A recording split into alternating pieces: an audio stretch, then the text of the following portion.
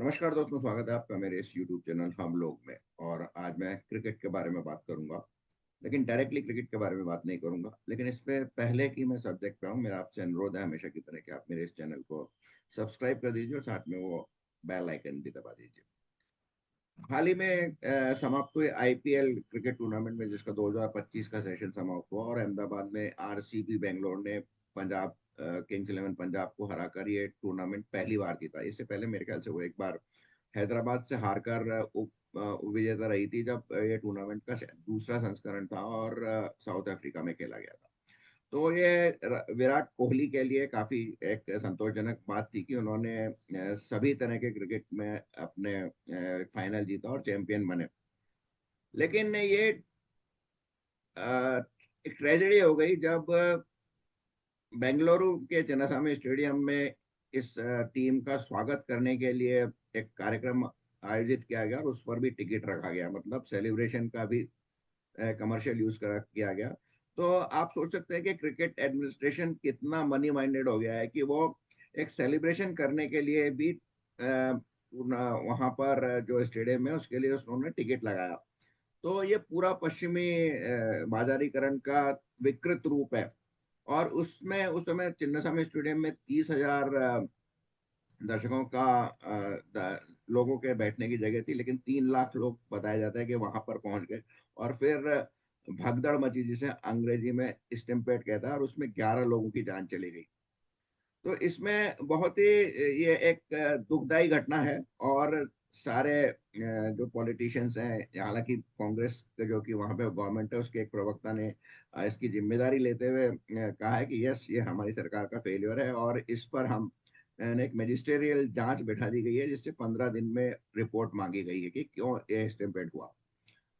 उधर राहुल गांधी ने भी कहा है कि no human tragedy is better than a ceremony. उनका जो ट्वीट है वो मैं आपको दिखाता हूँ। अच्छा, उन्होंने काफी समाधान पूर्वक एक ट्वीट किया है। लेकिन ऐसी घटनाओं के होने के बाद केवल उस पर दुखी जताया जा सकता है, नाम के वास्ते एक जांच बैठाई जाती है और फिर उसका आना जाना कुछ नहीं होता है। तो क्या आप सोचते हैं इसके लिए सरकार जिम्मेदार है? क्या आप सोचते हैं इसके लिए एडमिनिस्ट्रेशन जिम्मेदार है? नहीं। इसके लिए ना तो सरकार जिम्मेदार है, ना एडमिनिस्ट्रेशन जिम्मेदार है। क्रिकेट टोटली जो आईपीएल था, एक वो प्योरली एक कमर्शियल एक्टिविटी है।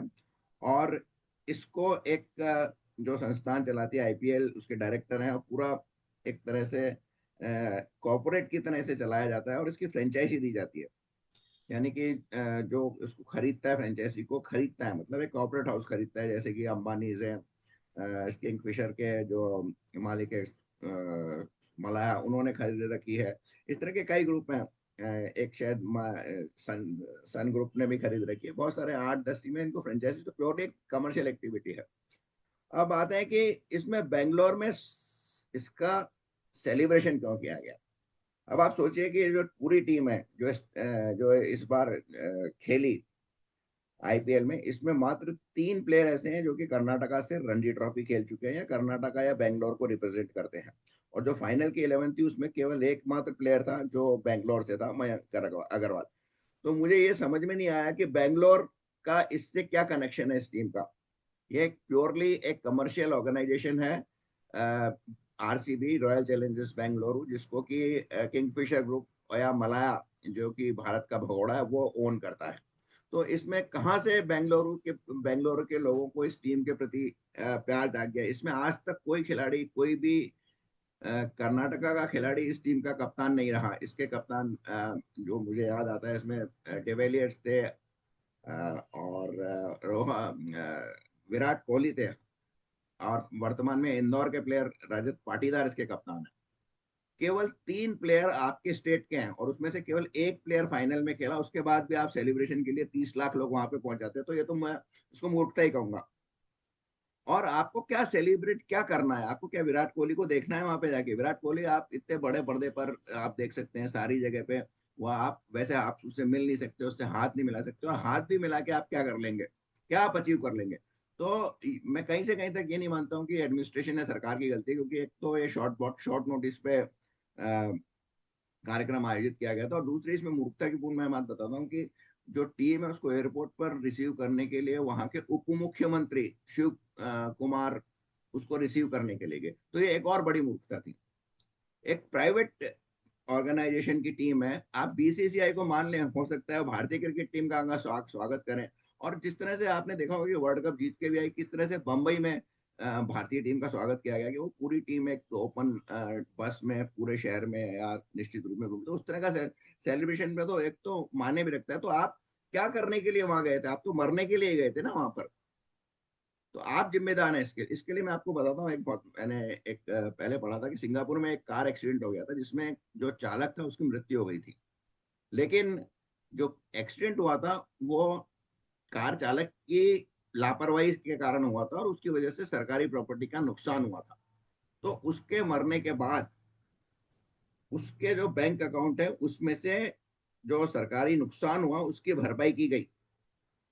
तो भारत में इससे उल्टा है। भारत में यदि कोई मर जाता है, जन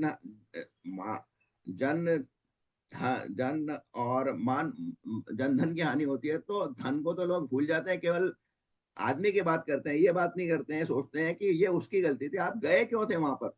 एक और उदाहरण है, मैं आपको बताता हूँ। भारत में यहाँ पर कहीं मेरे ख्याल से इंदौर के आसपास एक टैंकर था, ऑयल टैंकर, वो एक्सीडेंट हो गया था और उसका सारा तेल फैल गया था पूरा इधर उधर। तो उसमें कई लोग, वो तेल ऑयल मतलब पेट्रोल था, पेट्रोल इकट्ठा करने के लिए बहुत सारे लोग उसमें लालच के लिए अपने अपने लोटे बाल्टी वगैरह लेके चले गए थे और अचानक उसमें आग लग गई और कुछ लोग मर गए। तो यहाँ पर इंडिया में उन लोगों को कंपनसेशन दिया गया, यानी उनको लालच के कारण, अपने लालच के कारण हो गए और उनको कंपनसेशन दिया गया। ऐसी ही घटना एक बार नाइजीरिया में हो गई। और नाइजीरिया में जब इसकी मांग की गई तो वहां के प्रेसिडेंट ने कहा था, why the hell they have gone there, उनको वहां जाने की जरूरत ही क्या थी, और उनको एक पैसा नहीं दिया गया। तो ये है मतलब भारत में आपकी जो असावधानियां होते हैं, आपका जो लालच होता है, या आप उसको, उसके कारण यदि आपका नुकसान हो जाता है तो भी पॉलिटिशियन उसके लिए उसका उसकी भरपाई, उसका मुआवजा मांगते हैं। और इस केस में भी 11 लोग मरे।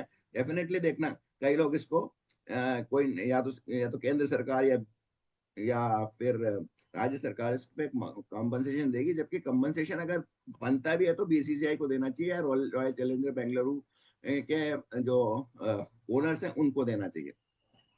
अब इससे मैं एक बड़ा सवाल आता हूँ कि हम जनरली हमने सुना है कि वेस्ट में या अमेरिका या यूरोपियन देशों में मानव की मनुष्य की मनो ह्यूमन बीइंग की बहुत ज्यादा, उसकी लाइफ की बहुत कीमत होती है। लेकिन वहाँ ऐसा होता है तो नहीं होता है। जैसा मैंने बताया कि अगर उसकी गलती है तो उसी को भरपाई करना पड़ेगा। लेकिन हमारे देश में देखिए, आपकी गलती, आप सेलिब्रेशन करने जा रहे हैं, आपके पास टिकट नहीं है फिर भी आप जा रहे हैं, और वहाँ भगदड़ हो जाती है और आप मर जाते हैं, तो लोग, पूरे लोग आपसे सहानुभूति रखते हैं और आपको कंपनसेशन बात करने की, देने की बात करते हैं। मेरे विचार थोड़े अलग हैं इससे।